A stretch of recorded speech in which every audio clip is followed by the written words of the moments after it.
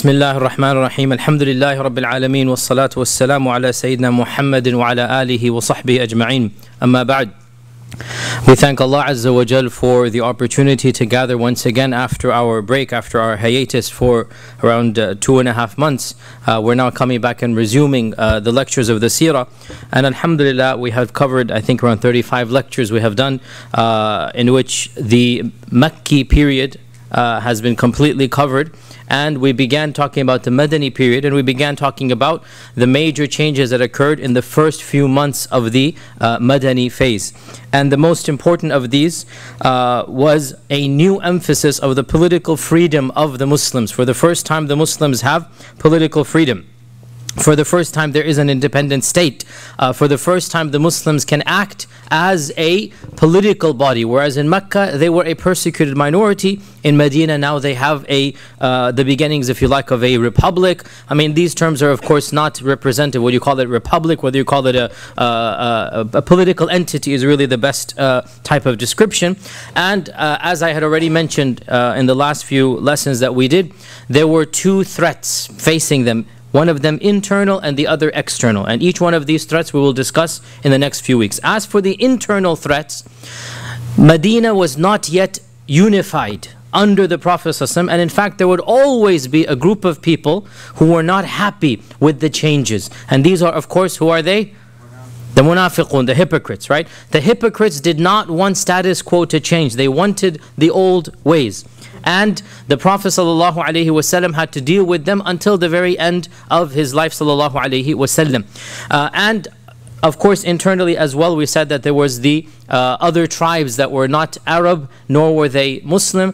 Primarily these were the Yahud tribes, and of course in the next 4 or 5 years the Prophet will have to deal with them as well. This will be another tangent or another important portion of the Seerah. These are the internal difficulties.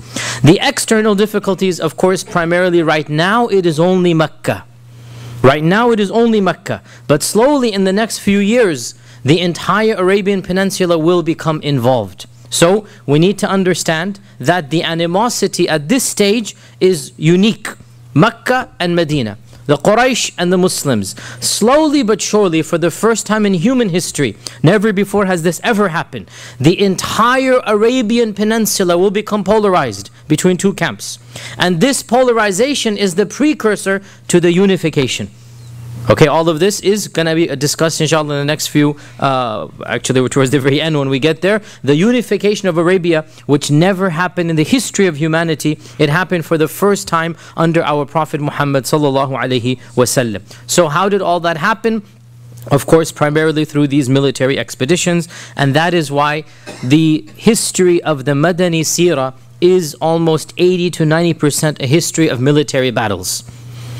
And this is the reality that we have to deal with, that we would like to know so much more information, but again the chroniclers only recorded that which was the most important from their perspective, and from their perspective the Madani phases, probably 80% of it is simply one battle after another, and we will try our best to try to extrapolate the rest of the incidents as they occur. To summarize what we had discussed in the last lesson, because we need to understand that before we begin the battle of Badr, there were some minor skirmishes. 2 or 3 are extremely important to understand before we get to Badr. The first of them is the Sariyatun Nakhla. Who can remind me what was the Sariyatun Nakhla? Who can remind me? Sariyatun Nakhla. This was the very last episode that we did, the very last halaqah about the Seerah. One of the Sahaba was killed when Rasulullah sent something happened. Something happened, I like this. Something happened sometime. Some Sahaba were sent to find out information outside of Mecca. What happened? They were lost. They were fighting. You're getting confused. They were not lost. 2 of them became lost, but the rest of them got to Mecca. Yes. And then what happened outside of Mecca? They found someone coming into town. So they found an unexpected caravan. right? And they raided the caravan and they killed one person in the caravan. They killed one person and they raided the caravan, small mini caravan, probably 8-9 camels. And so complete surprise expedition. The caravan was not armed. They gathered the expedition, the war booty, and they brought it back to the Prophet ﷺ, and the Prophet ﷺ said, I didn't tell you to fight. I didn't tell you to kill the people. And why was this problematic? Well, it was problematic because it occurred in the sacred months, right? It occurred on the very last day of the sacred months. The very last day, yes, and then Allah revealed, يَسْأَلُونَكَ عَنِ الشَّهْرِ الْحَرَامِ قِتَالٍ فِي. So this is the Sariyatun Nakhla. The other incident that we need to remind ourselves of is the Ghazwatul Ushayra. The Ghazwatul Ushayra, and again, we already discussed this before. The Ghazwatul Ushayra is the part 1 of the Battle of Badr. How so? The Prophet ﷺ knew that the caravan of Abu Sufyan is going northwards, towards Syria. So the Ghazwatul Ushayra was the intended caravan on the way up. And the Battle of Badr was the same caravan on the way down. Okay? So the Ghazwatul Ushayra set up Ghazwatul Badr. Ghazwatul Ushayra is phase 1, but it didn't happen because by the time the Prophet got there, Abu Sufyan had heard the news and he fled quickly, took another route. And so Ghazwatul Ushayra, the Prophet never actually met the caravan. Other minor things happened and he formed some alliances and tribal agreements, and so there was a success, but there was no military conflict in Ghazwatul Ushayra. And so what happened because of Ghazwatul Ushayra?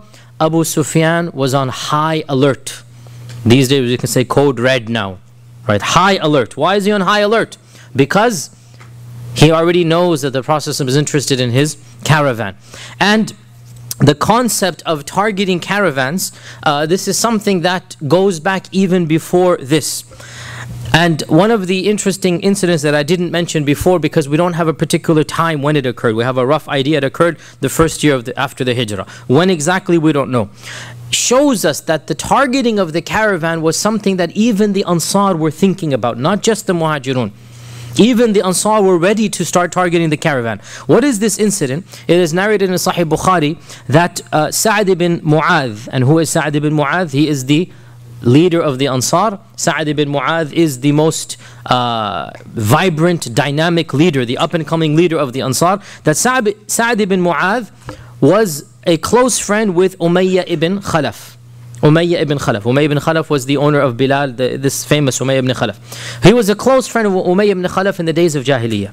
And the two were business partners. So whenever Umayyah would go north, he would stop over in Medina and stay at the house of Sa'd. And whenever Sa'd would go to Mecca, he would stay at the house of Umayyah ibn Khalaf. So they had a good friendship from the days of Jahiliyyah. One time in the first year after the Hijrah, we don't know exactly when, Sa'd went down to Mecca, perhaps for business trips, perhaps for some other reason, and it was the custom of the time that they would always do tawaf. They would always do tawaf. So Sa'd asks Umayyah, come, tell me when should I go do tawaf, that is going to be a good time. So Umayyah says go when nobody is going to be witnessing. So clearly there might be some tension. Why? Because Sa'd is now helping the Muslims. Sa'd is now he is now a Muslim, but from the incident it appears that his Islam was not known either to Umayyah and to the people of Mecca. But even if his Islam is not known, what is known for sure? He is helping the Prophet ﷺ. He is a supporter. He is embraced the Muslims, and he's now defending the Muslims.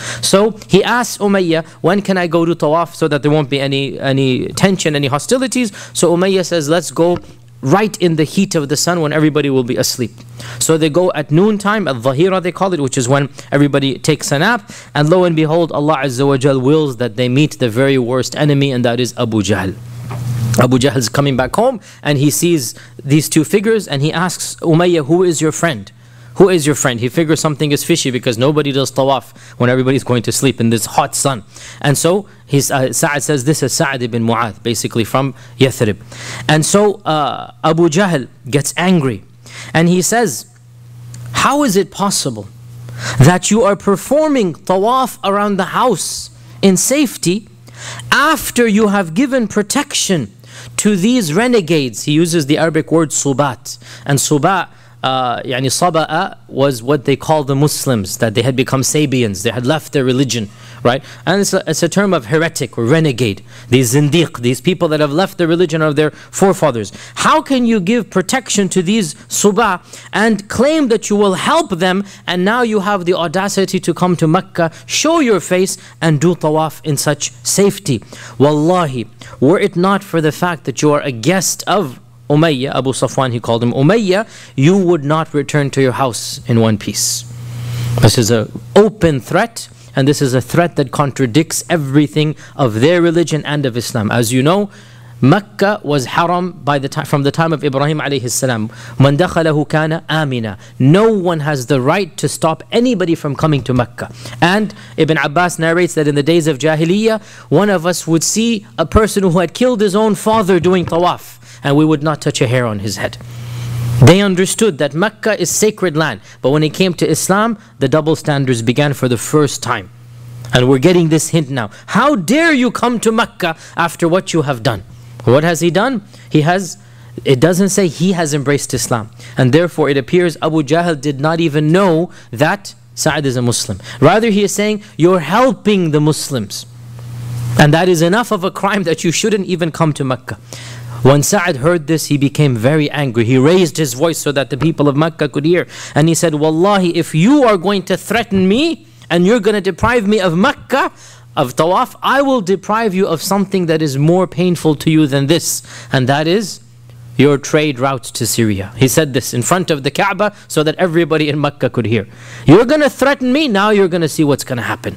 And so the concept of targeting the caravans of the Quraysh wasn't just something that the Muhajirun, the Prophet told them to do. Of course, up until this time, no Ansari has participated. But Sa'ad is feeling the pressure. And Sa'ad says, Khalas, tit for tat. You're going to threaten me, now you will see as well what we are going to do. And that is exactly what he did. Sa'ad ibn Mu'adh, that's exactly what he did. That he then began to target in the Battle of Badr, as we're going to study, the caravans of the Quraysh. The Battle of Badr, by the way, firstly, what is Badr and why is it called Badr? Let's get to the introductory stuff before we jump in. Badr is an area or a location that is named after a well, so it's the well of Badr, that is named after the person who dug the well. So Badr is the name of a human. And many centuries ago, he dug up a well. And so it was called the well of Badr. And after he dug up the well of Badr, the whole plain became called the plains of Badr. The whole area became known as the plains of Badr. And this person, his name was Badr ibn Yakhlud, and he was from the tribe of the Banu Damra. And the land of Badr, or the area of Badr, it is around 160 miles southwest of Medina and 250 miles north of Mecca. So it is in between Mecca and Medina. Inshallah, next class we'll be using some of the charts and diagrams that our very own Dr. Bashar has very meticulously done. Inshallah, next class we'll be showing some of those. For now, all you need to know is that Badr is in between Mecca and Medina, and it is closer to Medina than it is to Mecca. In our times, if you go by car, you can easily get to Badr in an hour and 10-15 minutes. An hour and 15, an hour and 10, you will get to Badr by car. In those days, of course, it took around 3 days on regular journey. By the way, it's also interesting to know this is a symbolic coincidence, and of course there is no such thing as a coincidence. Allah's qadr is all there. That literally a few weeks before, but less than a month before Badr, a very interesting thing happened that we talked about in our last lesson, and that is the change of the Qibla. It's a very significant correlation, Badr and the change of the Qibla. The change of the Qibla literally occurs, probably 3 weeks before Badr. And this is just too close to ignore. The time frame is too close to ignore. And there is no doubt that there is a huge symbolic change taking place.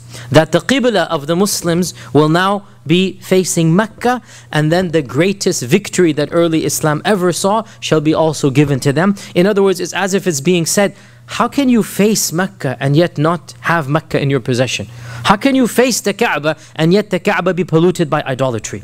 And so Allah Azza wa Jal blessed them with that great victory right after the changing of the Qibla. It's as if there is a sign or an indication that now that the Qibla has changed and you've won over Badr, slowly but surely eventually Mecca as well will be yours. You're not only facing it spiritually, you will physically also obtain the city of Mecca, and that is of course exactly what happened.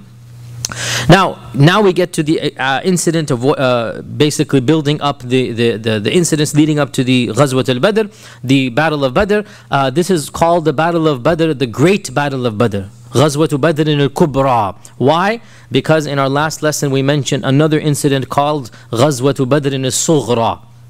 And this Ghazwat Badr al-Sughra, the reason it's called Badr is because it took place very close to Badr, the Sughra one, not the Kubra. But it had nothing to do with the Quraysh. The people who were attacked were local tribesmen. So this is called Badr al-Sughra. Has nothing to do with the tribe of Quraysh. It has nothing to do with the caravan of Abu Sufyan. What was the Ghazwa that was on the caravan of Abu Sufyan? Who can remind me? What was the Ghazwa? Ushayra. Ghazwat al-Ushayra. And when did it take place? Who can remind me? This should be in your notes for those who are taking notes. Ghazwat al-Ushayra, when did it take place? You don't have your notes with you. You have to close and open another file. I like that honesty. Yes, it's somewhere else. It's somewhere in my iPad. It's Jumadul Awwal of the second year of the Hijrah. Jumadul Awwal of the second year of the Hijrah. The Prophet ﷺ went to the land or the area of Ushayra. He didn't go to Badr, by the way. On the way up, he didn't go. When the caravan was going up, he did not go to Badr. He went to another location and he camped there for a few days. This is Jamadul Ula, and he stayed there until the very first few days of Jamadul Thani, Jamadul Akhirah, and then he returned back to Medina. Now when the time came, rough time came, that they expected the caravan back, and this is in now the month of Ramadan, the Prophet ﷺ began sending multiple spies to see where has the caravan reached. And we have at least 2 or 3 ahadith that mention different spies. So this means basically that over the course of every few days he's sending out another few people. For example, in Sahih Muslim, Anas ibn Malik says that when the time came for the caravan's return, the Prophet ﷺ sent a spy to inform him about the advent of the caravan. And when the spy returned, when this Sahabi returned, the Prophet ﷺ made sure that nobody was sitting in the room except for Anas. And Anas was excused because at this time he's probably 7 years old. Except for Anas, he was excused because he is a child and because he's the personal servant. And the Sahabi informed him about the whereabouts of the caravan. In another hadith in Ibn Ishaq, it is mentioned that the Prophet ﷺ sent Talha ibn Ubaidillah and Sa'id ibn Zayd. So he sent 2 of the famous Sahaba to monitor their activities, and they waited for the caravan and followed it for a while until the caravan passed them by, and then they galloped back quickly to Medina. And they reported that to the Prophet ﷺ that it was under the command of Abu Sufyan, that it had almost 1,000 camels in its entourage. 1,000 camels is unbelievable wealth. 1,000 camels is something that it is said, early history books say that the Quraysh had never had such a large caravan in recent history. This was the largest caravan in recent history. Why this is the case, we don't know, but perhaps this is due to economic factors prior to this, that they were basically, they acquired the Muslims' wealth. As you know, they confiscated Muslim property and land. Perhaps other things happened that the books of Tariq and history don't mention, but this was the largest caravan in recent history, in recorded history for the Quraysh. And some modern historians and economists have calculated that the net worth of the caravan would be around 50,000 dinars, 50,000 gold coins. 50,000 gold coins is basically a few million in our times. I calculated myself, but then the problem comes, how much is a dinar? A dinar goes from anywhere from $150 to $600, $700. Depends on the historic value of the dinar as well. Early Umayyad dinars, they go for around $800, $900. Some of them, if you get a really rare one from Al-Walid ibn Abdul Malik, you actually go for $900, $1,000. So if you do $1,000 per dinar, multiply that by 50,000, you're talking about 30, 40 million, 50 million here. But other dinars in our times go for like $200, $300. So even if you do $100, even if you do $100, that's basically, how much is that? 50,000 times 100 is 5 million. right? 5 million, roughly from our currency, right? $5 million for the early nascent Muslim community that had nothing.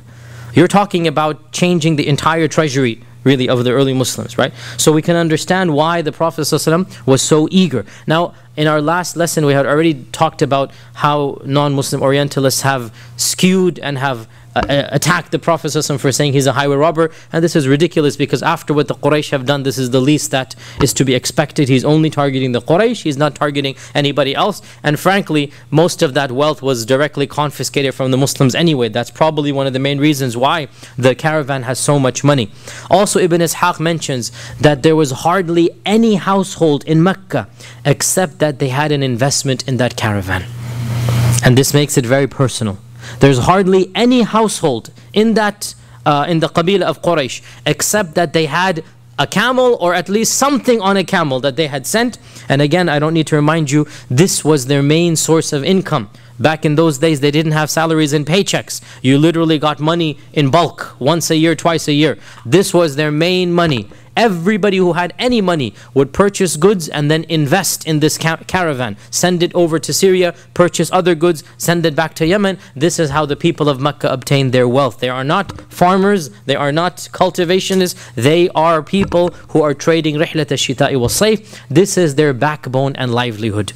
And the Prophet knows full well that if he were to acquire this caravan, what's going to happen? Number one, he will bring the Meccan economy to a screeching halt, completely gone.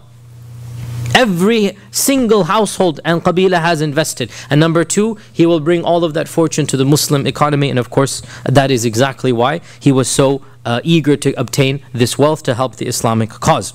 So Talha bin Ubaidillah, Sa'id bin Zayd, they rushed back to the Prophet ﷺ and they informed him that Abu Sufyan is now coming with 1,000 camels and that he will be at such and such a place. And so the Prophet ﷺ immediately gathered together the Sahaba and said, now here's a little bit of contradiction. What exactly happened? According to one report in Sahih Muslim, the Prophet ﷺ did not announce where he's going. And he said, we have a mission to undertake, so whoever has his animal ready should come with me. And some of the Sahaba said, Ya Rasulullah, my animal isn't ready, it's in another place of Medina, let me go get it ready. And the Prophet said, no, only those whose animals are right here and now, we're leaving right now. So that's the version of Sahih Muslim. In a version of Ibn Ishaq, the Prophet ﷺ said to the Sahaba that, هذا عير قريش, this is the caravan of the Quraysh, قد أدبرت عليكم, it's coming back to you, and it has in it the money of the Quraysh, so let us go out to meet it, perhaps Allah will give it to you. How do we reconcile? Allahu Alam, is very simple to do that. It seems, and Allah knows best, that when he stood in the masjid, he did not announce who or where or what. Because in the masjid there could be munafiqun, there could be hypocrites, there could be spies, there could be still Medina still has idol worshippers. Medina at this stage still has idol worshippers, as we'll understand, as we'll talk about. One of the main turning points of Badr is that after Badr, all of the idol worshippers basically converted to Islam, i.e. munafiqun. That's exactly what happened, right? After Badr, when shirk could not exist in Medina. So up until Badr, there are still idol worshippers. There are hypocrites. There are other groups there. So the Prophet ﷺ did not make any public announcement. Rather, he said, we have a mission. Whoever wants to go, let's go. But there's one condition. You need to be ready right here and now. Literally, let's leave right now. And that is the ultimate surprise tactic. Not even the Sahaba knew where they're going. Then when the army leaves Mecca and the Prophet can see that it's now contained who he is with, then he announces to them, this is the caravan of the Quraysh, it's coming back, let us go and attack it, perhaps Allah Azza wa Jal will bless you. And so Allahu Alam, and by the way, this is not what most of the books of Seerah mention. Most of the books of Seerah ignore the report of Sahih Muslim, but the report of Sahih Muslim is very explicit, and that is the Prophet did not mention where he's going.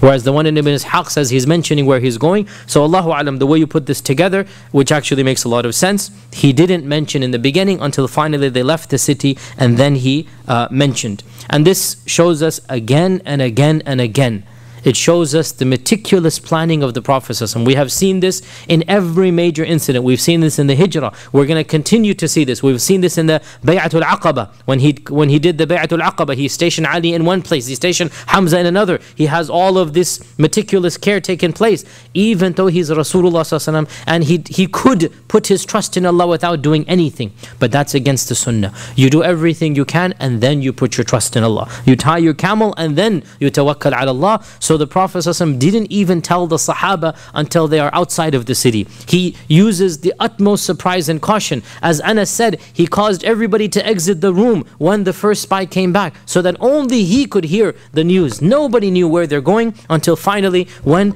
the caravan is right upon them, instantaneously he says, whoever's ready, let's go. He didn't even give them preparation. Why? Well, because this was easy prey. There were only 40 armed guards to this 1,000 caravan envoy. That's nothing. Why would the Quraysh do this is a good question I don't have an answer to.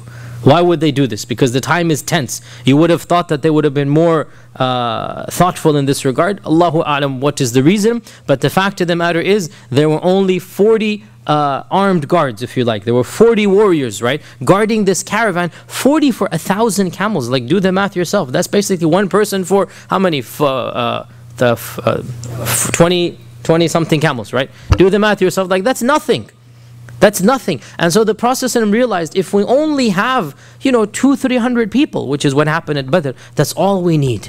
And they don't even have to be armed to the hilt. And so whoever's ready, just go home, get your stuff, and let's go.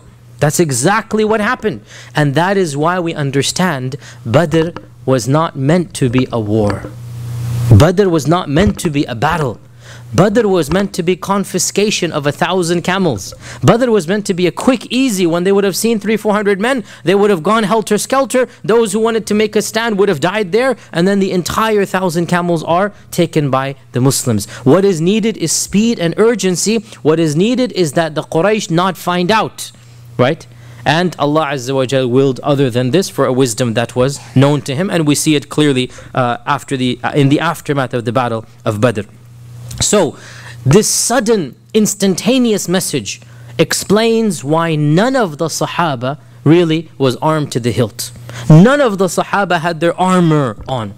That the animals that were taken were animals that just happened to be there. That the entire army only had 2 riding horses. They only had 2. And that camels were less than 100 camels. For a caravan of 300 something people, there were less than 100 camels.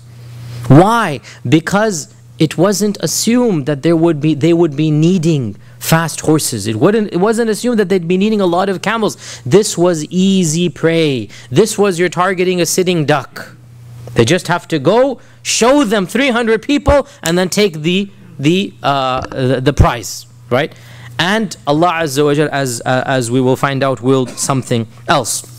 So the Prophet ﷺ, when he reaches his first encampment and they set up tents, they set up tents. The Prophet ﷺ, first thing he does, he takes a detailed survey of everyone who is now participating. Notice he couldn't do this in Medina because he just wants to leave. He just wants to get out. Right? Once they stop and they encamp, now he goes over every single person. He makes an assessment now. What do I have? What do I need to do?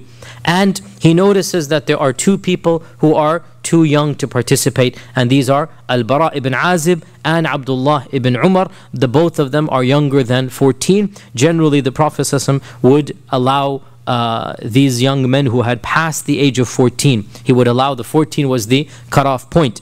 And of course, I mean, for those times and ages, 14 was basically what we would consider to be 18. Of course, 14-year-olds in our times, we don't even want to leave them alone in the house. MashaAllah, tabarakallah, they'd be too scared to stay alone in the house. In those days, we had 13 years old, Al-Bara and Abdullah ibn Umar. They wanted to participate and they were eager to participate. And subhanAllah, every single major battle, we see the same tension. That 13 years old, 11 years old, sometimes they want to participate. And the Prophet ﷺ tells them, no, you cannot do that. We'll see the same thing in Uhud. We'll see the same thing later on as well. That in their eagerness, they wanted to be men. Right? And I always say that, wallahi, we have dumbed down our own youth. That if we were to treat them like adults, that young men would become adults faster. But because we have this false age of adolescence, where biologically they are men or women, but intellectually we treat them like kids, then we're going to get these problems, right? And I firmly believe this, that Allah Azza wa Jal has created, has made the age of puberty to be the age of intelligence. That's the sign of the Sharia. And therefore, if society were to treat these youngsters the way they deserve, with intellectual integrity, honesty, with respect, then these youngsters would grow up faster. And we find this again, this isn't just Islamic, by the way. Yani 100 years ago, 500 years ago, in every society, when you were 14, 15, you were an adult. It's not just in Islamic societies, right? And this is the reality, the sad reality we have to live with, that there is this teenage years that we ask Allah to protect us against the problems of teenage years. طيب, let's get back to the issue of Badr. So Al-Bara ibn Azib and Abdullah ibn Umar was sent back. Because the distance was short, they were sent back alone. Just the two of them, they can basically go home alone, because there is just one journey, one day's journey. The two of them can go back alone. And the final count was basically around 315. Some books mention 313, some books mention 315, some mention 317, basically 310 and an odd number. These were all the volunteers. Around 83 of the Muhajirun, 62 of the Aus, and 170 of the Khazraj. 83 of the Muhajirun, 62 of the Aus, and 170 of the Khazraj. The Khazraj were double the Aus, and that is because, for two reasons. Firstly, the Khazraj were more than the Aus. Secondly, the percentage of Muslims in the Khazraj was more than the percentage of Muslims in the Aus. Who can remind me why? The Khazraj were generally the poorer tribe, and the Aus was generally the richer tribe, and therefore, generally speaking, the poor convert before the rich, and the Khazraj embraced Islam quicker than the Aus embraced Islam, and also they were larger in number. The two horses, I already said there were only two horses. They belonged to Zubayr ibn al-Awwam and al-Miqdad ibn al-Aswad, and they were less than 100 camels. Some books mention 70, some books mention more than this, but less than 100 camels. So basically, every person had to share a camel with 3 people, right? So every camel, there were 3 people taking turns riding the camel. You cannot have 3 people riding the camel at the same time. And so what they decided to do was 2 would walk and 1 would ride, and then it would just take shifts and turns in this manner. Now we have to point out here, there seems to be some significance to this number, 310 and something. There seems to be some significance because it occurs in multiple places in our religion. Of them is, for example, the famous hadith of how many prophets and how many messengers. We talked about this way back last year or maybe 2 years ago, right? What is the difference between a prophet and a messenger? And the famous hadith of Abu Dhar al-Ghifari, Ya Rasulullah, kam rasulin ursilan, kam nabiyyin. How many Rasul? The Prophet said 310 and something, jammun ghafir, a large quantity. How many Anbiya? 124,000. So 310 and something, that's here Badr. It is also said that the number of people who were in the army of Jalut, Talut and Jalut, the number of people that were fighting on the side of Dawood, on the side of David, against Goliath were also around 310 and something, right? And so Allah knows best, but there seems to be some type of significance with this number. So we said that the Sahaba had to share a camel, 3 people per camel, and so the Prophet ﷺ was assigned the camel of Ali ibn Abi Talib, and along with them was the famous Sahabi Abu Lubaba. Abu Lubaba, you will come across his name from the very famous incident that we'll talk about in the incident of Banu Qurayza. Abu Lubaba was that Sahabi who made a mistake, he repented, and he tied himself to the masjid, right, as an act of repentance. He did something that he regretted. We'll talk about that when we get there. And he felt so guilty that he went to the masjid and he tied himself up and he deprived himself of food and water, and he said, until Allah forgives me, I will not leave this place. And he was almost about to die when Allah Azza wa Jal basically revealed his repentance in the Quran, and they said, Khalas, you are forgiven. So he said, no, until the Prophet ﷺ himself comes and allows me to be free, I'm not going to be free. So the Prophet ﷺ himself came and he untied Abu Lubaba from that pillar.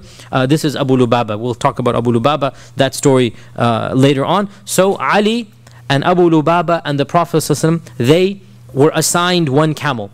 Imam Ahmad in his Musnad mentions a very beautiful incident now. Can you imagine if you had been assigned the camel with the Prophet ﷺ? What would you do?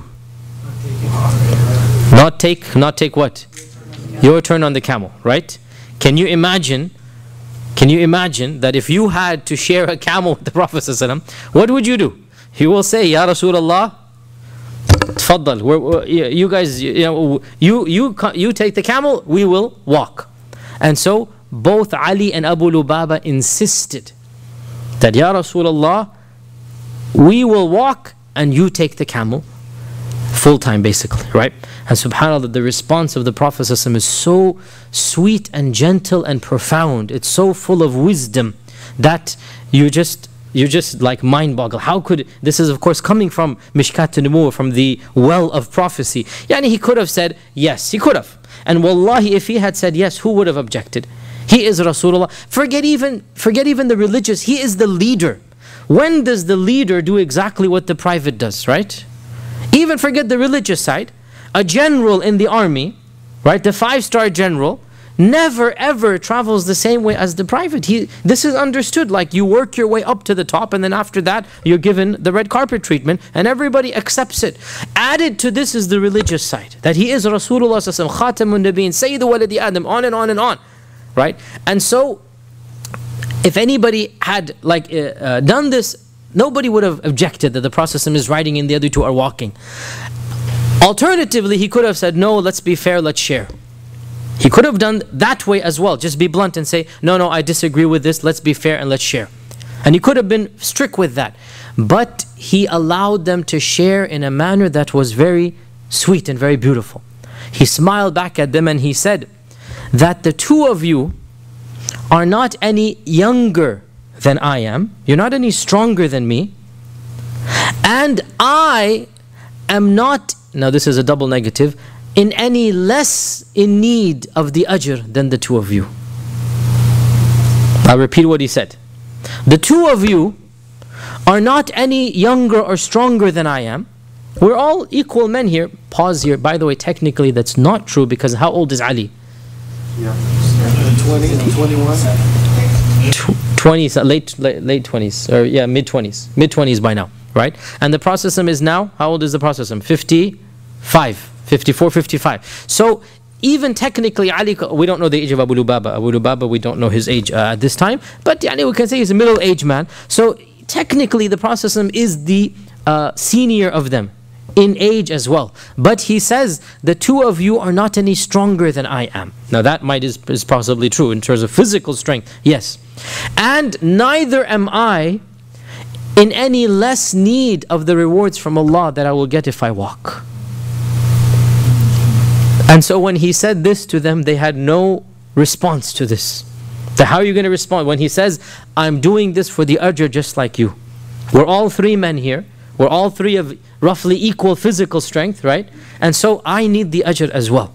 And so he insisted that they take turns on this one camel. And that was his way of enforcing the fairness, the equitable treatment. And of course, it goes without saying, subhanAllah, can you imagine here the psychological repercussions of the Prophet ﷺ walking? Imagine if you were in that army now, in that caravan now, the heat, the desert sand, the thirst, the trouble. Now you see the Prophet ﷺ walking. What are you going to do? But you cannot complain. You cannot complain. By the Prophet ﷺ walking with the army, khalas, that's it. Now there is nothing you can do now, right? And again, this is the wisdom, and this is exactly, no doubt he is Rasulullah ﷺ, but why was he respected? Well, because he acted like Rasulullah ﷺ as well, right? He could have, as they say, pulled his rank, right? He could have, and who would have complained? Honestly, who would have complained? But no. And as exactly what Allah says, you are the role model, you are the one who is gentle, merciful. So he walked along with all of the rest of the army, and there was nothing different from him than from the rest of the Muslims. And subhanAllah, when you have a leader like this, what is going to happen? Abu Bakr, Umar, Uthman, they live the same lifestyles. When Umar goes and conquers Jerusalem, look, who is he learning this from, right? Who is Umar learning this from? That when he gets to Jerusalem and his slave is on the camel, what does he tell the slave? Hey, it's not fair, it's your turn, correct? And he walks into Jerusalem, and the people of Jerusalem think that the slave is Umar and Umar is the slave, because what leader in the world would walk leading in his slave while he is walking? Where did Umar learn this from? He has the best teacher, the best master, the best muallim, and that is the Prophet sallallahu alaihi wasallam. Another interesting point here as well, by the way, before we move on again, this is one of the problems of Seerah, is that the Seerah is composed of many small incidents, right? So we need to draw a larger picture by mentioning disconnected incidents, right? And then we just try to put them together. Another disconnected incident that is a precursor to the Battle of Badr, and we have a lot of benefit from this, very deep benefit, especially for the times and the place and the political climate that we are living in. And that is the lack of participation of two people in the Battle of Badr. And that is Hudhayfa ibn al-Yaman and his father, al-Yaman ibn al-Hakam. These two people, Hudhayfa ibn al-Yaman and his father, the two of them could have participated in Badr, and they wanted to participate, but they were held back because of a promise they had made to the Quraysh. Hudhayfa and his father were once captured by the Quraysh, and the Quraysh were almost going to kill them, when finally one of them decided, you know what, let's just make them promise that they're not going to ever fight alongside Muhammad sallallahu alaihi wasallam. As long as they're not going to fight with us, then khalas, send them back, no big deal. So they didn't really have, Hudhayfa is not a muhajir, by the way. Hudhayfa is neither, this is a longer story, but Hudhayfa and his father, not Hudhayfa, his father is not from Mecca, nor is he from Medina. He came to Medina in the days of Jahiliyyah because of a crime he had committed, so he abandoned his tribe and he basically came to Medina. He was adopted by the people of Medina, and then he became a Sahabi. He accepted Islam, and then his son Hudhayfa accepted Islam. So the two of them are neither Makki nor Madani, quite in this sense. They're neither Qurashi or nor are they Aus and Khazraj. So when the Quraysh capture them, they don't have any direct animosity. Like, these are people who are caught up, basically. So one of them has sympathy and says, okay, you know what? We're not going to kill you, even though you're Muslim. We're not going to kill you. This is, of course, before the Battle of Badr, a few months before the Battle of Badr. We're not going to kill you, but you have one condition. And that is, you will never fight us alongside the Prophet ﷺ. Right? You're not going to join the Prophet ﷺ fighting us. And so when the Prophet ﷺ heard, when they returned back from the Quraysh, and the Prophet ﷺ heard this, the Prophet ﷺ basically did not allow them to participate in any of these ghazawat. And this shows us that a Muslim is upon his word and promises. A Muslim is never a traitor. A Muslim is never a traitor. They gave their word. And once they gave their word, even in times of great trial and difficulty, they did not take up arms and fight against the Quraysh. In the Battle of Uhud, we'll talk about exactly what happened and we'll clarify some points there. But any type of offensive battle that was taking place, Hudhayfa and his father did not participate, and therefore they remained back in Medina. And of course, this shows us, in our times especially, treaties have to be respected and honored, obligations and duties, including duties that are understood, such as duties of citizenship, let's say. Right? These are obligations, these are legally binding contracts. And if you are a visa carrier or a citizen or whatnot, there are certain obligations upon you, regardless of what's happening in the world. If you don't like it, then you don't have to be a citizen holder or a visa holder. But you cannot be a citizen and a visa holder and then go against what that entails, right? You understand the Islamic rulings here, that it is not allowed from the Sharia perspective to break a promise or your word. It is not allowed to be a traitor. You cannot be two-faced. Swear that you're a citizen and then do something that will go against the oath that you have given. Nobody is forcing you to make that oath. And if you're not going to uphold it, then do not say it. And that's what we learn from Hudhayfa and his father. That even though one can say, hold on a sec, they were almost going to be killed. but they gave their word in solemn promise, right? They could have been killed, they could have, but they didn't. They said, okay, you know what, we agree to your condition.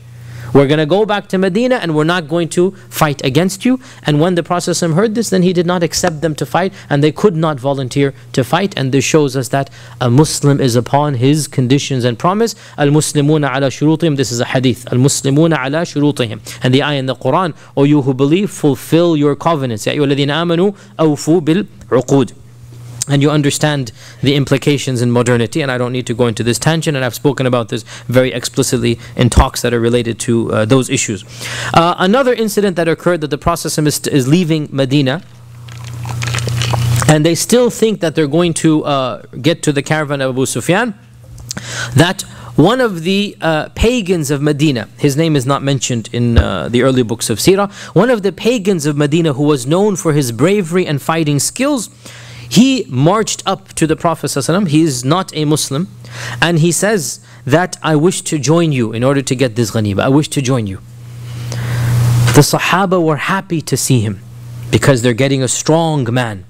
The Sahaba were happy to see him. The Prophet ﷺ said, do you testify that Allah is your Lord and I am the Messenger? ﷺ? He said, no. I'm still a mushrik, I'm still a pagan. No. So the Prophet ﷺ said, Inna la nasta'inu bi mushrik. We do not ask for help from the pagans. So the man stayed where he was, and a few hours later he again caught up with the camp. I guess the thought of all of this money, 1,000 camels and whatnot, came to him, and once again he said that allow me to come with you, because he wants to share. Allow me to come with you. Again the Prophet ﷺ asked him, do you testify la ilaha illallah Rasulullah? He said no. So he said, Inna la nasta'idu mushrik. And then a few hours later again he writes in, and he's gotten the point now, basically, right? So now the Prophet ﷺ asks him, and he says, yes, ashhadu an la ilaha illallah wa Rasulullah. Now he accepts Islam. And so he was allowed to join the caravan at that point in time, or join the expedition at that point in time. And this hadith has been again used politically in our times, and it was used in Gulf War I, Gulf War II. It was used during all of these times that is it allowed to ask for military help from a non-Muslim or not, because the Prophet said, we do not ask help from pagans. Inna la nasta'inu bi mushrik. And this is a classical controversy amongst the four madhahib. Some scholars say that you can never ask for any such help. Other scholars say that it is allowed with conditions. And frankly, this is not the time or place to get into this tangent. But you understand this also has political ramifications in the modern world. It has caused a lot of controversies in many lands. Can you get the help of a non-Muslim? Right, this happened, as you know, very, very recently many times. Can you get the help of a non-Muslim army to help you against an aggressing army? So these types of ahadith were then brought up, and this is not the time or place to discuss both opinions, but there is a spectrum of opinion, there is a gray area. For example, Imam al-Nawawi, in his commentaries, Imam al-Nawawi says that this hadith shows that the general rule is that you do not ask help from the pagan army, but there are exceptions. And Imam al-Nawawi says the Prophet himself sought the help of Abdullah ibn Urayqit. Who is Abdullah ibn Urayqit? Who is Abdullah ibn Urayqit? The guide of the Prophet in the Hijrah, right? Imam al-Nawawi says the Prophet himself sought the help of Abdullah ibn Urayqit at a time of great sensitivity. I mean, subhanAllah, think about it. There's 100 camels on his head, as you know, dead or alive. And 100 camels is a mini fortune. This man, whoever gave him in, he would have lived comfortably for the rest of his life. Yet he trusted, after Allah Azza wa Jal, he trusted his life with Abdullah ibn Urayqit.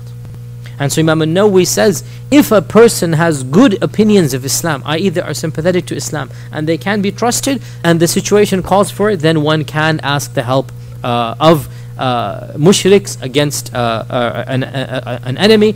Point being, again, this is one of those issues we see over here in this incident. The Prophet said we don't ask the help of a mushrik, and yet he himself at a time, and there are more than this time as well, where the Prophet got the alliances of the pagans. He got the help of others.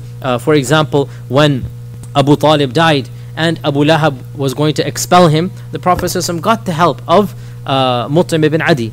Remember this, right? He got the help of Mut'im ibn Adi, and he took it is called a jiwar, and in our times it's basically the visa of Mut'im ibn Adi, that Mut'im ibn Adi has allowed me to stay in Mecca. If I has Abu Lahab has kicked me out, then Mut'im ibn Adi has allowed me. So the point being, you should know that there is a spectrum of opinion, and frankly, each opinion has some strength and evidence to it. And in my humble opinion, it is a case-by-case situation and basis that when such a situation arises, then the scholars of that region and land, let them talk amongst themselves and come to a conclusion. And this is an ijtihadi issue anyway. Another interesting point here, that subhanAllah, our religion does not ask us to look into the chests of people.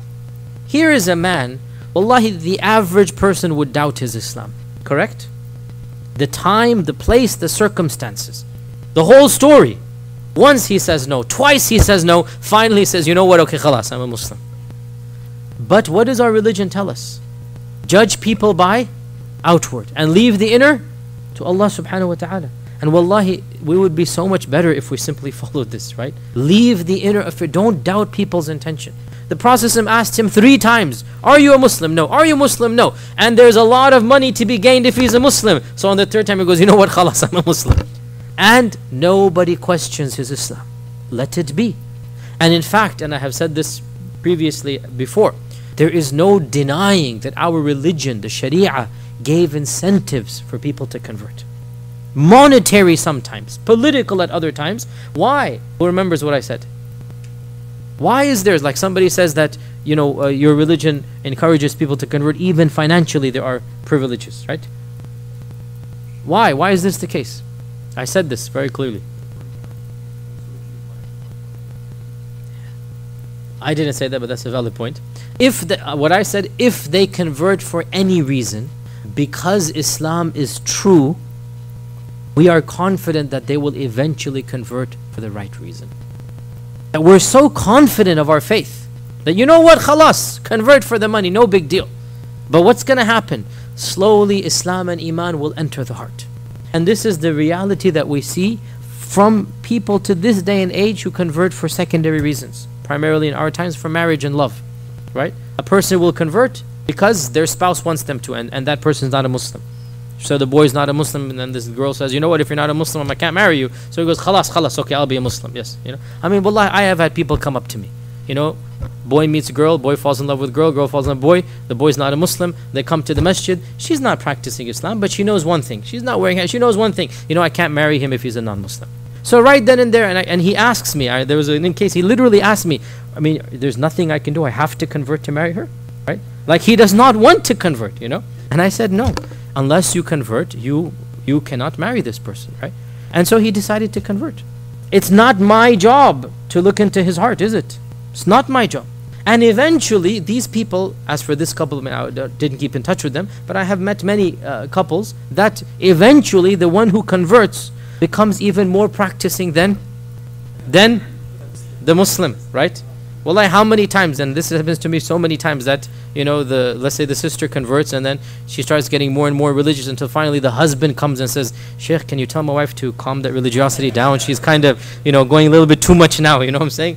And this is so common now, that the woman will convert or the man will convert, and then one of them, mashallah, tabarakallah, they will go beyond the other. So what if he converted for another reason? We're so sure Islam is true, yalla bismillah, whatever your reason is, eventually you'll be a true Muslim. So we don't question people's motives. Now, this is of course the general rule. There might be some exceptions here and there, but here is one of those questions, one of those times when it was not questioned. Getting back again to the issue of Badr, the Prophet ﷺ, looking at the various reports, it seems that we can guesstimate that he left Medina on the 12th of Ramadan. He left Medina on the 12th of Ramadan in the 2nd year of the Hijrah, and he put in charge of Medina Ibn Maktoum, who, as you know, was the blind Sahabi. And this shows us that in our religion, and wallahi, it is a very big deal for the time, that when somebody was physically impaired, they were literally treated as outcasts, right? When somebody was blind or lame or something, they were literally treated as subhuman.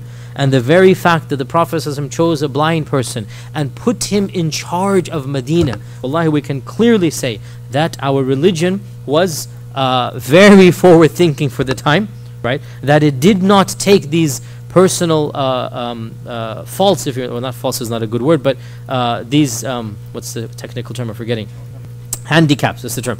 That it did not take these handicaps as being any problem in the job that you're doing. So what if he's blind? He can take charge of leading the prayer. He can take charge of the civil affairs of Medina. What has his blindness got to do with this? Whereas wallahi, for other people at the time, to be blind, to be deaf, you would be treated as a crazy person, or you would be treated as subhuman, as a child. And the very fact that Ibn Maktum is being put in charge of the city shows us our religion did not discriminate against people who have physical handicaps. And so, and this is not the only time, by the way. Ibn Maktum was put in charge of Medina at least a dozen times. Why? Because he was a sensible man. He was a wise man. And his blindness did not come into the way of him being basically, in effect, the temporary mayor of Medina, right? Being in charge of Medina. That's a very prestigious position. And the wisest person they could find was Ibn Maktum. In the meantime, so the Prophet ﷺ left Mecca on the 12th of Ramadan. Abu Sufyan is coming back, and Abu Sufyan is taking extra precautions to find out what is happening. Is the Prophet ﷺ going to attack or not? Why? Because he already found out that the Ghazwatul Ushayrah just barely missed him by a day. The Ghazwatul Ushayrah, he literally saved it by the skin of his teeth, as they say. One day, otherwise he would have been caught, right? And so, Qadar Allah, Ghazwatul Ushayrah was the warning for Abu Sufyan. That was what sent him off his warning bells. That on the way back, Abu Sufyan took extra precautions, so much so, he would send spy parties out to spy on the spies. There's a spy game going on here, right? He would send delegations out to find out, is anybody spying on us? And it is said that, Ibn Ishaq mentions that, some Bedouins mentioned that they saw two men spying on the camp. Of course, these are Talha and Sa'id ibn Zayd, right? The Bedouins mentioned that there were two men who were spying on you. And so Abu Sufyan said, show me where they camped. So the Bedouins took Abu Sufyan to the camp of these two men. We are assuming they're Talha and Sa'id. Who else could they be? And Abu Sufyan examined their camp and examined their markings until finally he came across camel dung. And in his intelligence and desperation, he opened up the camel dung. And what do you think he found? Dates of Medina. Exactly right. But not the dates, but the date seeds. Big difference. Right? He found the date seeds of Medina. Right? Now, I mean, obviously it's a little bit disgusting, even though technically camel dung is not najis. I have to say that, even though I wouldn't touch it, but still it's not najis. But still, wallah, it shows you these are scouts. These are people who know how to analyze, right? To open up, to crack open a camel dung and to examine what is in this camel dung, and then to pick out the seed and say, and he said, these are the dates of Yathrib, right? He recognizes the seed from where it is coming. Khalas, everything fits into place now. And so Abu Sufyan panics. Abu Sufyan panics because he realizes we are being monitored. And therefore this panic causes him to go into overdrive mode. And he does two things, both of which Qadar Allah saved him, but Allah's Qadar was also there. It brought about the biggest disaster to the Quraysh, right? In saving himself, he brought about the biggest disaster to the Quraysh that Allah blessed the Muslims with. So he did two things. The first thing that he did is that he took an unknown route. Immediately, as soon as he found out this is happening, he hired a local guide and he says, get us out of here. Take us from the shore. And he went from a much farther route. He basically bypassed, and inshallah next week we'll show the maps that Dr. Bashar meticulously has drawn or PowerPointed or whatever, that he basically bypassed the entire city so that he wasn't even close to where the Prophet ﷺ would have been. And the second thing he did is that he sent for reinforcements. He sent for reinforcements. And how did he send for reinforcements? He sent his fastest rider, who had the fastest camel, and that is Damdam ibn Amr al-Ghifari. He sent Damdam to go to Mecca and to announce to the Quraysh that unless they do something, their caravan will be confiscated. Unless they send reinforcements, your money has now been destroyed. And so Damdam immediately proceeded on the fastest camel possible, and really it was very fast, because think about it, that this is probably taking place around the 10th, I mean 2-3 days before the Prophet leaves, because again these are the two spies. Soon as the two spies come back, literally as soon as they come back, what does he do? He goes to the masjid, he says, right now let's go. Somebody says, I want to pack my bags. No, right now let us go. right? Look at the quickness. He doesn't want the news to get to Abu Sufyan. So within 2-3 days, Damdam must have reached Mecca. Mecca, the same day they make the decision, within 3 days they come back and they're at Badr. This is super fast speed. And this we'll discuss inshallah in the next lesson. We have one more thing for today inshallah, and that is events happening in Mecca before Damdam arrives. One thing happens in Mecca before Damdam arrives that sets the stage, and that is the dream of Atika binti Abdul Muttalib. Atika, the aunt of the Prophet sallallahu alaihi wasallam, and the full sister of Abdullah and Abu Talib. She is the full sister of Abdullah and Abu Talib, and therefore she is the full aunt of the Prophet sallallahu alaihi wasallam. By the way, did Atika accept Islam or not? Wallahi, it seems to be a difference of opinion. Ibn Ishaq mentions that the only aunt of the Prophet sallallahu alaihi wasallam who ever accepted Islam is, everybody should know, Safiyyah. That is by unanimous consensus. Ibn Ishaq says the only aunt, Amma of the Prophet ﷺ to accept Islam is Safiyyah. However, Ibn Sa'ad says that Atika also accepted Islam. This one, Atika, that we're going to talk about. And that Atika migrated to Medina after this, and she died in Medina. Truth be told, even Ibn Hajar finds this skeptical because we don't have a single report about anything from Atika after this dream. And had she converted to Islam, we would have heard of stories like we have heard from Safiyyah. So Allah knows best. Maybe she did. Ibn Sa'ad says that she did, that Safiyyah and Atiqa were the two. Whereas Ibn Ishaq is the earlier and the greater authority. Ibn Ishaq says none of the aunts of the Prophet ﷺ accepted Islam other than Safiyyah. So keep this in mind, and Allah knows best whether she accepted Islam or not. One thing for sure, we never hear of her after this dream. This is the only incident that we hear of her, and after this she is basically what happened and when she died and whatnot. We don't have any indication, and anyone who can say had she been a Muslim, then this would have been preserved with more care. But in the end, indeed, Allah knows best. So what dream did Atika see? Atika had a dream 3 days before Damdam's arrival. 3 days before Damdam arrived in Medina. So they have no clue what's going on. She woke up flustered and agitated, and she called her brother Abbas, the uncle of the Prophet ﷺ. She was close to Abbas. She was the closest to Abbas in age and in bond. So she called Abbas, and she said that I saw a nightmare, I saw a dream that I'm very concerned. It's making me very scared. Abbas said, what happened? Tell me. So she said that in my dream I saw that a crier had come to Mecca. That a crier is going to come to Mecca, in 3 days. So she predicted, in 3 days, a crier will come to Mecca racing on his camel. So she's seeing the crier, she's seeing the camel, and she knows it's going to be in 3 days. And he first goes to the masjid, and he cries out in the masjid, Ya Ghudar, O you traitors and betrayers, people who have betrayed. O traitors, meet your death in 3 days from now. So 6 days from when she's saying this. 3 days and then 3 days. Go out and meet your death in 3 days from when I'm announcing this, right?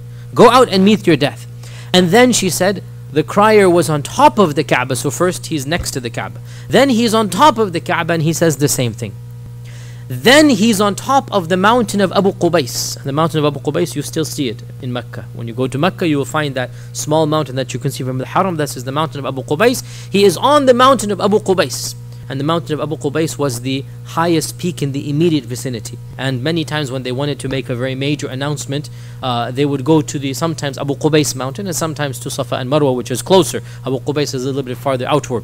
And so he was standing on the mountain of Abu Qubais and he said the same thing. So he is saying it 3 times again. What is he saying? Ya Ghudar. Ghudar is the plural of those who are betrayed. Ghadara is to the worst type of betrayal, the worst type of traitors, right? Why are they traitors? Because they have betrayed the foundation of what they considered Jahiliyyah, of what was most important to them, and that is blood. Blood. Qabila. Tribes. Right? The one thing they value is tribes. Tribalism. And what have they done? For the first time in Arab history, they have broken tribes. The Quraysh. And they have not allowed their tribesmen to basically live with them. This is one reason they're called traitors. Some can also say, and there's nothing wrong with this, they are traitors to the religion of Ibrahim. And this is also plausible. They are traitors. Ya Ghudar, O traitors, meet your death in 3 days. Go out and meet your death. Then Atika is saying, this crier picks up a large rock from the mountain of Abu Qubais and he topples it from the mountain. And Atika is saying, she sees the rock go down all the way from the mountain until when it gets to the base, it splinters and cracks up. And then it continues rolling until every house in Mecca gets hit by one of the rocks. Right? So the boulder cracks and then every house is hit by one of these stones. Now what is the interpretation? It's pretty obvious. The interpretation is that whatever announcement this man will make will cause the deaths of these traders in 3 days. They don't realize it, but that's what the announcement will cause. That they're going to die in 3 days. And the rock hitting every house is the sign that every house will be struck with the calamity. What calamity? The death of multiple people in the household. Not a single household of the Quraysh was spared in the Battle of Badr. Every household had deaths. Every household was affected. And so the crier is predicting, and that is the rock coming down, the boulder coming down, that every one of your houses will be affected by this incident that's going to happen. And so Abbas became very worried as well. And he said to Atika, that wallahi, this dream is a very dangerous dream. And I am worried, if you tell it to people, you will get into trouble. So keep it to yourself. Don't tell anybody about this dream. Seems like a very dangerous dream. And it is said that Atika used to see these regular dreams. And we know that seeing dreams is something that Allah blesses people with. Seeing dreams that can be interpreted. The king at the time of Yusuf saw these dreams, right? The king at the time of Yusuf was not a Muslim, and yet he saw these dreams. سَبْعَ بَقَرَاتٍ سِمَانٍ يَأْكُلُ سَبْعٌ عِذَا. Being a Muslim, non-Muslim doesn't mean these dreams can come to non-Muslims as well. And so Atika sees this dream. So Abbas says, don't tell anybody because I'm worried what will happen if people hear about it.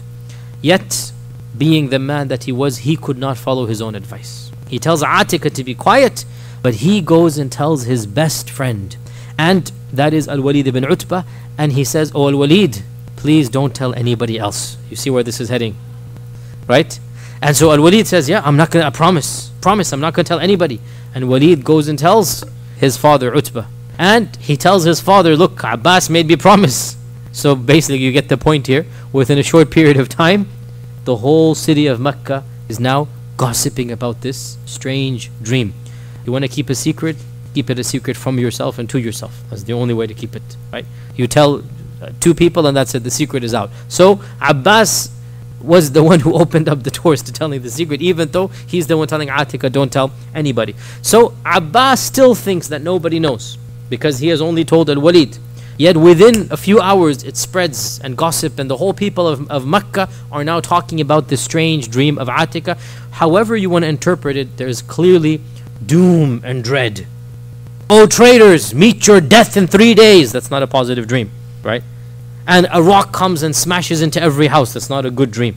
So you don't need to be an expert in dream interpretation to know that this dream is against the Quraysh, right? So the Quraysh are not too happy at this dream. Abbas doesn't know that they're not too happy. In any case, he goes to sleep. By the time he wakes up, everybody in the city is gossiping. But he still doesn't know. He goes around his business, buying and selling. Then he decides to, as he usually does, as was the custom of most of the Arabs and Quraysh at the time, to do tawaf after Asr. Just go and do tawaf. This was their custom. So he goes and he does, and he's going to do tawaf when he sees Abu Jahl surrounded by his entourage, his minions. And Abu Jahl says, Ya Abbas, when you're done, come here. Abbas figures what's going on. He still doesn't get the point that the dream might have reached Abu Jahl. He does tawaf and then he comes to where Abu Jahl had called him. And Abu Jahl says to him that, O children of Abdul Muttalib, again the Banu Hashim, since when did you get a female prophetess as well? You understand the sarcasm here? Okay, we get the point. You think you have a male prophet. Since when did you get a Nabiyyah as well? A female prophetess. Abbas says, what do you mean? He's caught now. What do you mean? And of course, Abu Jahl is going on and on. He's like, are you, he said, Ya Bani Abdul Muttalib, O children of Abdul Muttalib, are you not satisfied? Isn't it enough that you have men who claim to be prophets, but you're not satisfied with that? You now want women to be predicting the future as well? If it is true that a crier will come after 3 days, then it will happen, it is true. But if it does not happen, then by Allah we will write basically we'll say a sign in those days, and we will place it on the Kaaba, the door of the Kaaba, that the Banu Abdul Muttalib are the most lying of the Arabs known to man. He is angry, Abu Jahl. And he says, if this does not happen, then we are going to publicly shame you. Enough is enough. You already claim to have one prophet. Now you're going to bring forth another prophetess, a female prophet. Al-Abbas, narrating the hadith himself later on, he says, I was caught off guard, and so I denied everything. This is what happens when you're caught in a lie. You just deny. No, you're mistaken. Whoever told you, she didn't see any dream. Right? He denies everything. But the news of what Abu Jahl has done to Abbas and humiliated Abbas and humiliated the Banu Abdul Muttalib, because again, Abu Jahl belongs to which tribe? Everybody should know now. Banu Makhzum. Abu Jahl belonged to the Banu Makhzum. So the Banu Umayyah is Abu Sufyan, all of them. Abu Jahl belonged to the Banu Makhzum. So the Banu Makhzum and the Banu Hashim have their rivalries. And the Banu Umayyah, these three had their internal rivalries, right? So the Banu Makhzum has a rivalries. So now this Makhzumite has publicly dissed the Muttalibites, right? And so the Banu Abdul Muttalib are now fuming. Abbas denied everything. Before he even gets back to his house, the women have heard what just took place. MashaAllah, how news spreads. And when Al-Abbas comes back, the women began lashing out at him. And they literally say, are you not a man? Where is your manhood? Could you not defend your own women? Now it's not a matter of dreams, or not, it's a matter of tribalism now. Right? Forget what Atika saw. Where is your man? Have you no shame? They literally said, don't you have muru'ah? Have you no shame? You were dissed and your sister was dissed and the whole Banu Abdul Muttalib were dissed, and you just stand there and take it? Until finally Abbas says, I decided that khalas, the next day I have to go back and publicly rebuke Abu Jahl and defend the Abdul Muttalib, the Banu Abdul Muttalib. Okay, so now it's becoming into a tit for tat. And Al-Abbas says, for the rest of the day, all the women of the Banu Abdul Muttalib came and had it out with me. The whole clan came and basically said, you have to do something. Have you no shame? This and that. So now he is now thinking, what can I say tomorrow? And so the next day, he wakes up and the first thing he does, he walks straight to the Kaaba to find Abu Jahl. And he's narrating this in the first person. It's narrated in the Mustadrak of Al-Hakim. It's in the first person. And Al-Abbas says that when I came to the masjid, I saw Abu Jahl in the distance. As soon as he saw me, he turned pale, turned his back to me and walked away. Abbas is saying, what is the matter with him? Doesn't he have the courage to face me now? Now he thinks his bravery has got the better of him, right? And I went to go face him when I finally saw what had caused Abu Jahl to go pale. What was that? It's now the third day. It's now the third day. The second day, Abu Jahl rebukes him. Then he wakes up, it is the third day. And the crier has already arrived. Abbas has not heard him yet because he's walking out. Abu Jahl has already heard him. And so Abu Jahl is so embarrassed, he cannot even face Al-Abbas, right? And the crier is none other than, of course, Damdam. And to make the effect even more melodramatic, Damdam had actually mutilated his own camel. In one narration it is said, he chopped its nose off, a'udhu billah, like some mutilation, and he smeared the blood over the camel. This would also make the camel panic, by the way, to make it faster even, right? And he tore his clothes up, he put all of this soot and this dust on himself, and he rode the camel backwards. All of this to have a melodramatic effect and to give the impression that he himself had also been attacked, right? And he begins to cry out when he gets to Mecca that, O Quraysh, your caravan, O Quraysh, your caravan, your property and money with Abu Sufyan, It is being attacked by Muhammad and his companions right now, and you will not be able to defend it unless you act immediately. Now everything is a lie, by the way, as of yet, because he is saying it's being attacked, whereas there was a threat of attack, right? And he is coming as if he has been attacked, even though nobody has touched him. So there is a desperation, there is an exaggeration going on here, that he's trying to make this melodramatic effect, that your caravan, your money will be lost unless you do it now. An-najah, an-najah, help, help, basically, SOS, SOS. And so he came to the masjid, he came to the Kaaba, and he made the announcement. Of course, his announcement was, come and fight. And Atika is already telling them, no, come and meet your debts. You're going to meet your debts, right? And this was, of course, the prediction of Atika. And we have come to the end, inshallah, of today's. Next Wednesday, inshallah ta'ala, we'll start off from the preparations of the Quraysh, and also show you some of the maps and diagrams also of the Battle of Badr. If there are any questions, we have 5 minutes of questions, inshallah ta'ala. Abu Jahl Amr ibn Hisham. Yes, Abu Jahl was his kunya from the very beginning. Yes, Abu Sufyan sent Damdam. Abu Sufyan sent Damdam because it is said that he had the fastest horse, and he was the fastest rider, and it's clear he was because he got there so quickly. Sisters, any questions? Brothers, yes.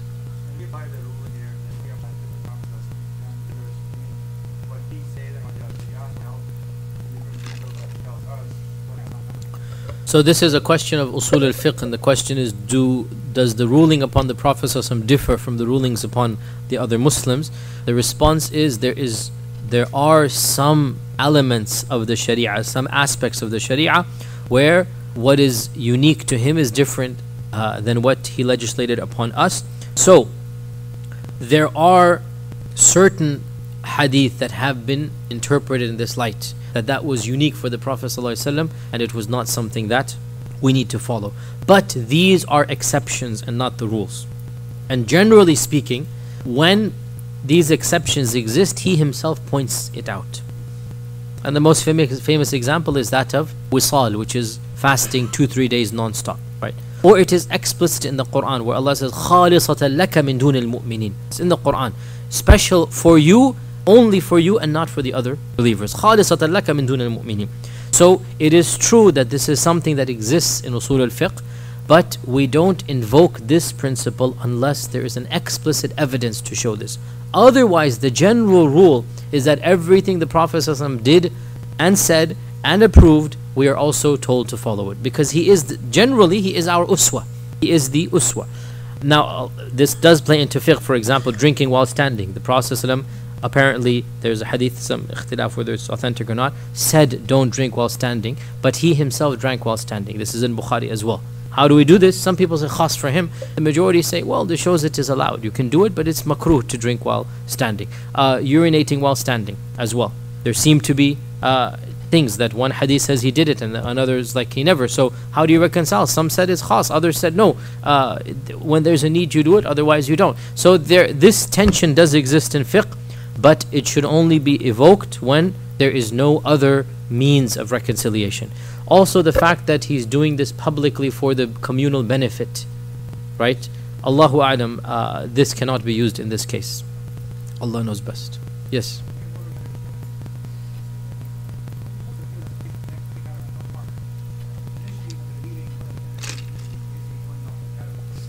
Yes, we did mention this in the last lesson, which was before Ramadan, which probably you weren't here when we did that. The justification, one needs to realize a number of things. First and foremost, that world is very different than our modern world. And the rules and the laws that we are accustomed to were not rules and laws they are accustomed to. And it is unfair to read in our ethical values into their time and place. It is unfair to assume we have a higher standard than they did, which is what many of our people of our contemporary times think. No, they had a different standard and different style of living, and attacking caravans was something that every group did with another group they didn't have a treaty with. There was no government in Arabia. There was no unified government in Arabia. And this was the law of the jungle. That's exactly what Ja'far said to the king, right, when he went to Abyssinia, that the strong devours the weak. And Islam came and brought about a system of government. And Islam came and said it is haram to do this once the system of Islam is established. Okay? But in that establishment, Islam did have to go on the offensive and defensive. And the attacking of the Quraysh is both a defense and an offense at the same time. The Quraysh are not a neutral tribe. The Quraysh have caused all of the sufferings and damage to the Muslims. The Quraysh have persecuted the Muslims for 13 years. The Quraysh have not allowed the Muslims to live. The Quraysh have expelled the Muslims. The Quraysh have confiscated the property of the Muslims without paying them a penny in return. And that is probably why this was the largest caravan, right? So this is a state of war going on. And the Quraysh knew it. That's why Abu Sufyan himself is taking precautions. Okay? So there is no treaty that is being broken. There is no understanding that is being contradicted. Rather, the understanding is if you can get it, you're going to get it. Both the Quraysh and the Muslims knew this, right? So, really there's nothing problematic at all. And that is the least that we can expect after all that the Quraysh has done.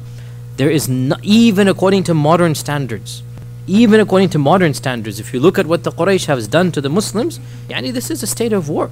And in a state of war, this isn't collateral damage, no. Yani we don't even need to get into what is happening in modern times and sanctions against countries where hundreds and thousands of children are being killed. Why? Because of the one dictator in person. And this is what is happening now is much worse under the guise of democracy and whatnot. So frankly, there's nothing at all surprising at what is happening, and it is justified even in terms of modern laws. And Allah knows best. Okay, yes, go ahead. Yes, I had mentioned this before, and there's a number of theories. The one theory is that Abbas was sympathetic to Islam but not a Muslim.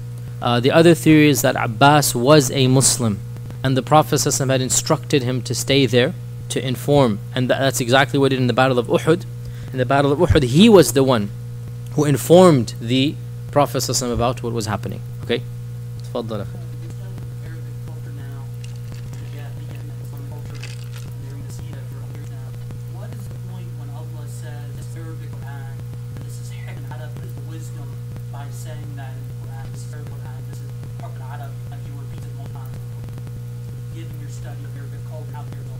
The question is, what is the wisdom in saying the Quran is Arabic?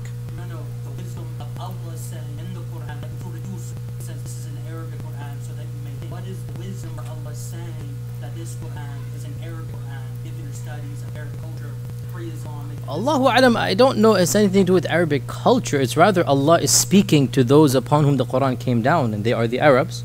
And Allah is saying that I have sent this Quran in Arabic so that you can understand it. So it's not being given to you in a foreign language, like we say it's not in Greek. So Allah is saying, "Inna anzalnahu Qur'anan Arabiyyan la'allakum ta'qilun."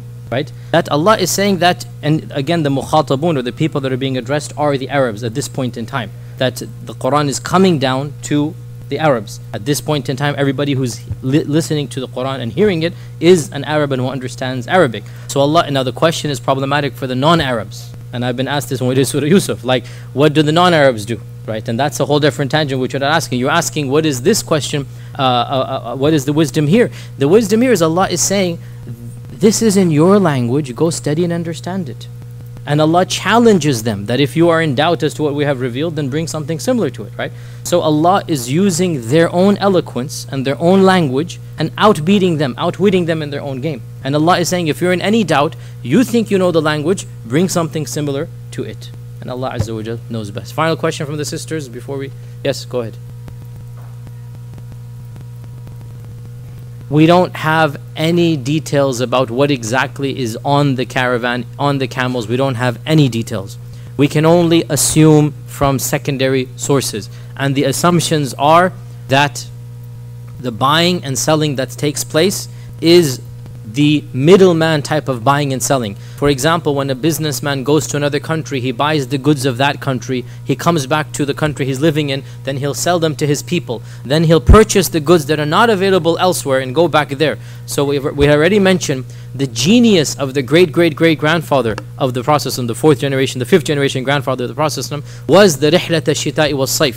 that he made Mecca an economic center. He made Mecca an economic lifeline, that he goes all the way down to Yemen. And from Yemen, you will get the imports of Africa, Ethiopia, of Habasha, of the Yemeni coast, which is a lot of things in Yemen. And then he brings it up to Mecca. In Mecca, all of the tribes come for Hajj across Arabia. So you buy and sell from every single tribe, different furs, different spices, different goods, everything. And then you go up to Rome, and then you're connected to the entire Roman peninsula, not peninsula, the whole Roman Empire, from east to west, from North Africa all the way up to what is now basically the borders of Iraq. You're getting all of these goods in Rome. So Mecca becomes an economic capital. It is highly doubtful, this is my guesstimation, that the caravan would have physical goods of the Muhajirun. No. They're coming back from Syria, so they have the goods of the Byzantines. They have their utensils, they have their pots, they have their spices, they have the furs, they have the silks, they have the cloth that is famous in the Byzantine lands. They're going to come back to Mecca, and then in Mecca the Arabs are going to come from across Arabia and purchase these goods, because they're not going to go all the way up to Syria. They're going to come in Hajj, they're going to purchase all of these goods, get a lot of money and a lot of other goods, and then go back to Syria. So Allahu A'lam. And also what Ibn Ishaq says, everybody had invested in the caravan, right? So the investment is done basically with a monetary quantity, that you have 5,000, 10,000 in the caravan. I don't think there's going to be a physical good that the Muhajirun are saying, I want to get my particular, something back. This does not seem to be the case, and Allah Azza wa Jal knows best. Allah Azza wa Jal knows best.